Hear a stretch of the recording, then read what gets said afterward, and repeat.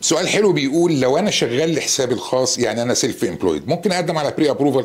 ايوه ممكن. لو انت سيلف امبلويد برضه بتقدر تقدم على مورجج بري ابروفال، لكن العمليه ممكن تكون مختلفه شويه عن الشخص اللي عنده وظيفه ثابته.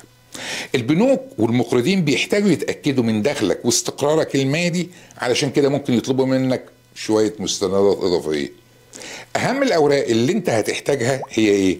اخر سنتين تاكس ريتيرن على الاقل، علشان يقدروا يشوفوا متوسط دخلك السنوي وهل انت فعلا الدخل بتاعك ستيدي، وكمان اللي بتوضح دخلك او البنك ستيتمنت بتاعك بيوضح دخلك قد ايه، نفقاتك الشهريه قد ايه.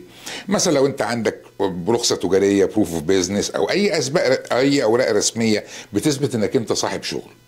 ممكن كمان يطلبوا يعني سي بي اي ليتر من المحاسب بتاعك، يعني من المحاسب بتاعك يطلبوا منه جواب بيقول ان صحة الارقام المالية بتاعتك دي موجودة، وان ودخلك مستقر وعندك اوراق واضحة، فرصتك في الموافقة بتكون كبيرة.